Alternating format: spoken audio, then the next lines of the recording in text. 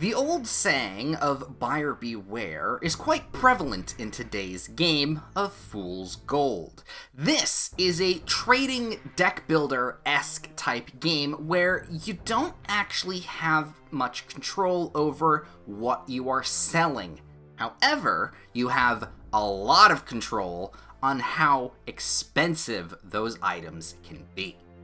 Alright, let's go over the basics on how to make money. We have in front of us our playing board. This is where we place objects in order to sell them to asshole deities. I preface it asshole because they are capital A assholes, and B, they took something of yours that is very precious. I'm not going to spoil what that thing is, I'm just going to say that it is a very good boy, and you want it back because you love them.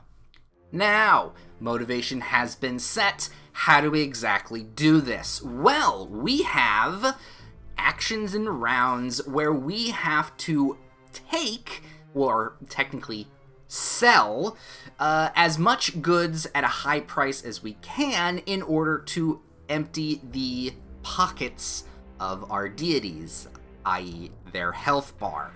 Let's go over how to do that. With our left click, we can put on the board one of three things. We have Fool's Gold.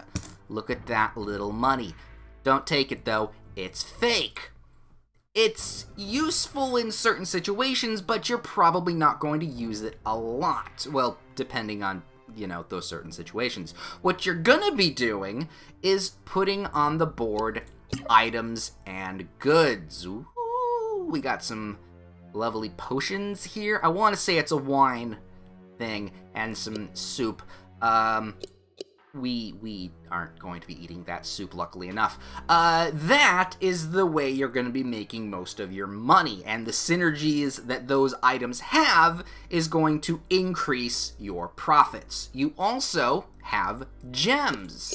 These little puppies are your bonuses. Now, these things don't sell, but they do affect the things you are selling. So, let's get into this game and show you how a round works. We have 5 rounds in order to make this deity's money 0. They have currently 103 cashola and a couple bonuses and negatives to our own effect. This one has sluggish, so I actually have 4 actions instead of 3. That's actually really useful, not only for playing, but also for this tutorial. And they have greedy.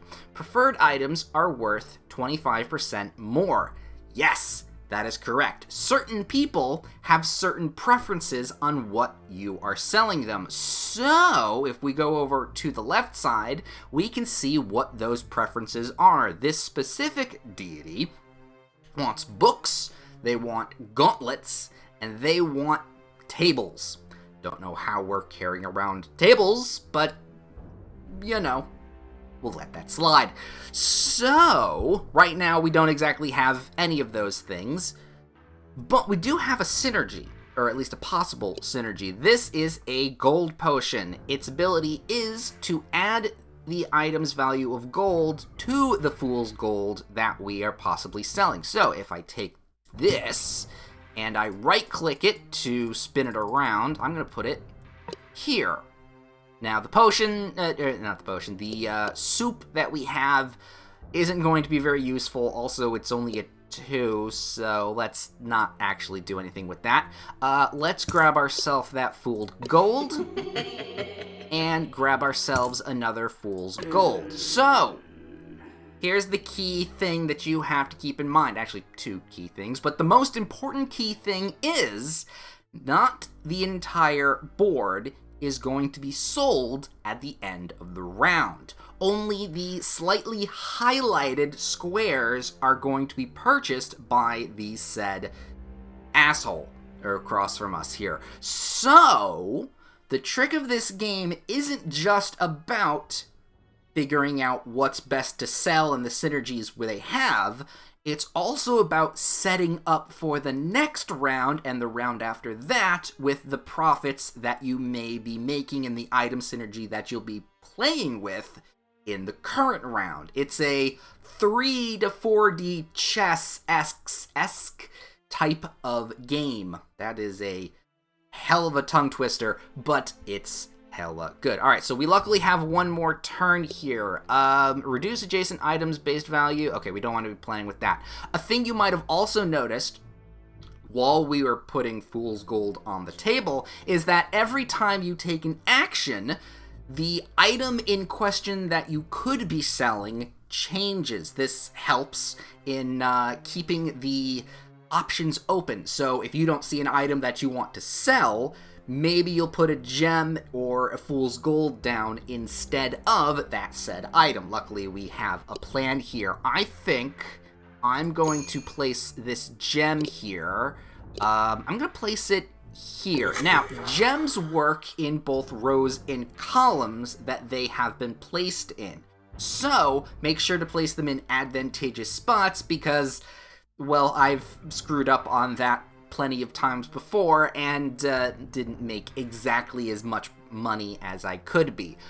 Right now, we're actually in a good spot. We're going to get +4 to our gold coins, +2 also, so let's see how much money we get. We press end turn now that we have no more actions. We have... oh, we're only going to be selling about a 10 gold here. That's not that great. But what's interesting now is the buyer's desires, that rhymed, has now shifted. Now, I'm not exactly sure how or why the new highlighted places are. Maybe it's because we have stuff on the board. Maybe it's just randomly chosen. Doesn't really matter. I don't know. What I do know is the next purchase that this guy wants is that potion bottle. I am going to play this ruby, so now this entire row is there. I'm going to play this gold, so it's going to get bonuses. Ah, there we go. Jade. So now we're going to double up the Fool's Gold because that adds ×2 value. That was what I was hoping for earlier. That should give us a bit more of a profit along with adding all that stuff. We get one more turn. Oh, this gets +10 value. Alright, I'm going to place this down on the board for now because it could be useful later, and the buyer wants it as well. So we'll place that there. It's not going to be sold, but it will be useful. Oh, okay, so that was actually a little bit more of a profit. 7 and 15. We're getting there, but it's still pretty slow. Now, here's the last little bit of information that I might have skipped over. See, we actually want to do this as fast as possible and not take the whole 5 rounds for 2 reasons. One is that if you don't succeed, you know, within the 5 rounds, the buyer will buy everything else that's on the board. So your setups and all of that stuff that's going to make you money, that's all just going to get purchased until they can't buy anything more. And if they still have money left over, you will lose. The second thing, and the most devious little thing about this game, is that the items you are selling are limited. You only have... I think I only have 1 plated book.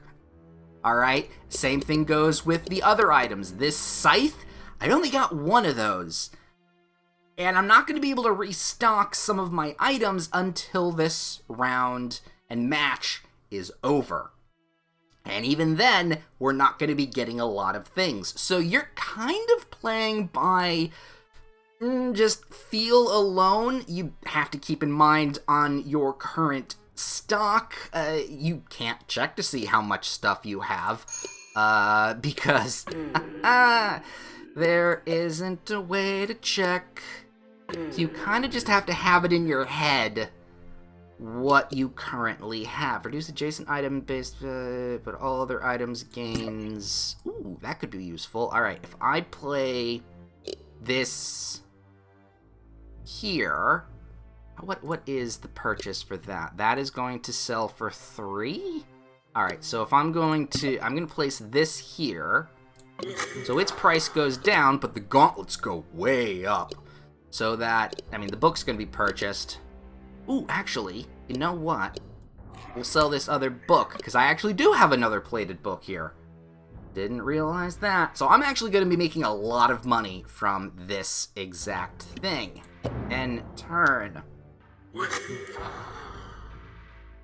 Sell that for 8. That gets 48, and that's 21. Boom! Win in round 3. Nice. That's actually really good. I didn't want to. We were actually selling a bit more stuff than we wanted to. We also collected some cash. I think this is our score at the end. I'm not entirely sure. I haven't actually beaten this game yet because it is quite difficult. The balancing of stock options versus the randomly chosen from the stock options and the manipulation of all of that it's tricky, and I don't know if it's necessarily fully balanced. This is a, like, Ludum Dare. Let me see here. This thing was only made in, like, a couple days for a Dare game jam, so there might be some balance issues. However, I still think this is a really unique game we have here. So, yeah, I'm fully on board with recommending it. Okay. Moving on to the stock. See, like I said before, we don't actually have control over what we are selling because it's kind of random. But we have some options because now we know that the next boss we're going to fight wants those specific items. So we'll grab bags that may have them in more cases. So they like scythes. Let's grab ourselves a couple scythes. And then we have another choice here. Echo is synergy stuff. That's flutes. We don't really want that. And then we could pick up some gems. Gems are the only thing that you keep constantly. They don't get sold at all. So having quite a few gems is good, but too many means you're not going to be placing the items you need to be selling. I'm going to grab the echoes and we'll be good with that. And that's the game.